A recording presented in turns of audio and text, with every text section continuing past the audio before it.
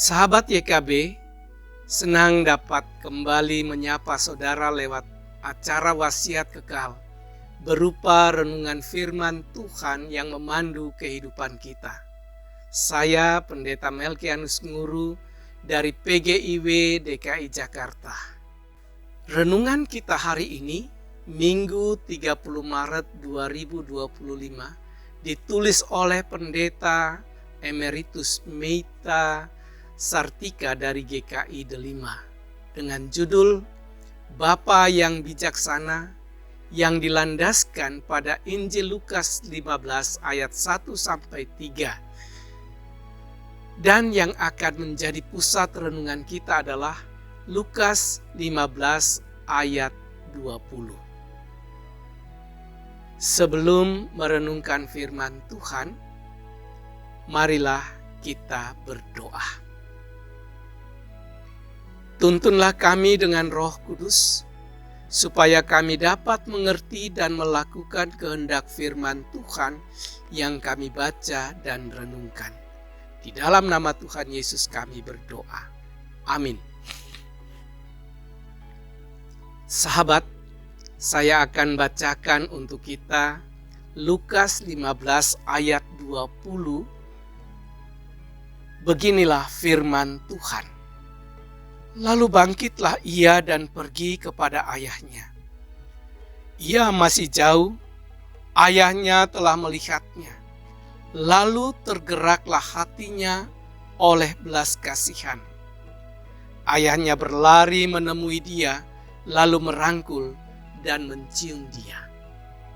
Sahabat, kebanyakan lukisan kisah Alkitab tentang perumpamaan anak yang hilang berfokus pada figur si anak bungsu. Namun ada juga lukisan yang berfokus pada figur sang bapa. Ada salah satu lukisan yang menggambarkan sosok sang bapa yang sedang berlari dengan kedua tangan terbuka lebar sambil tertawa riang hendak memeluk si anak bungsu.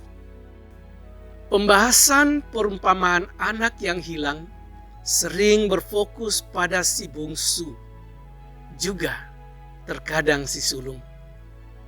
Judul renungan ini adalah Bapa yang Bijaksana, karena berfokus pada sang bapa seperti lukisan di atas.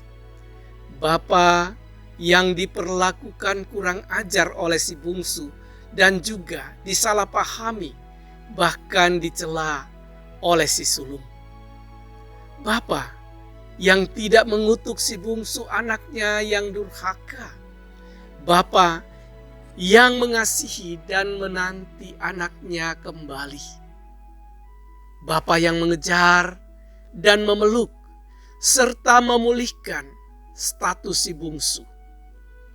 Bapa juga tidak menegur si sulung, tetapi menjelaskan dengan penuh kasih dan kesabaran kepadanya.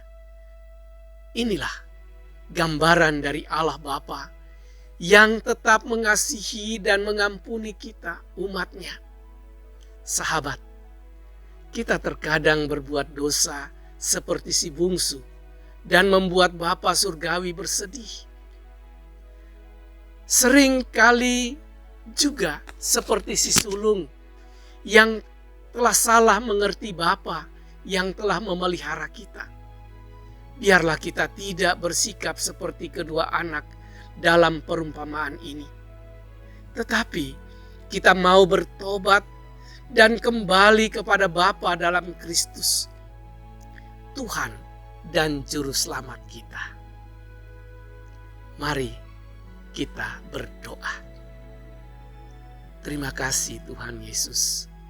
Engkau Bapa yang baik. Ajar kami untuk terus mengikuti kehendak-Mu, menjauhkan diri dari berbagai dosa yang menghambat kami untuk dekat dengan Tuhan. Terima kasih Tuhan. Amin. Sahabat, demikian renungan kita hari ini. Jangan lupa subscribe, like, dan bagikan kepada sebanyak mungkin orang. Tuhan memberkati kita.